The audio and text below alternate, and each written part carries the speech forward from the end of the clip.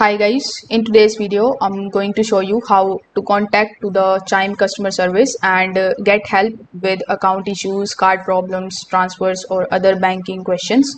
So first of all, you need to start by launching your Chime application and then sign in into your account if you haven't already. Now most of the support options are available directly within the application. That makes it the fastest place to begin. So when you are inside, you are going to see this type of help icon here on the home page itself. So simply select this particular home icon and you will be landed here on the help section of Chime. Now over here you can either read these articles about the frequently asked questions, or if you want to directly have a chat with them, you can just simply scroll down a bit on this particular page, and the second last option in this particular list would be of chat. So when you select the option of chat, this type of chatbot will be opened in front of you, where you can basically type your message, you can ask them to have a conversation with a real human, and you can just simply send them your query and they are going to help you with your matter.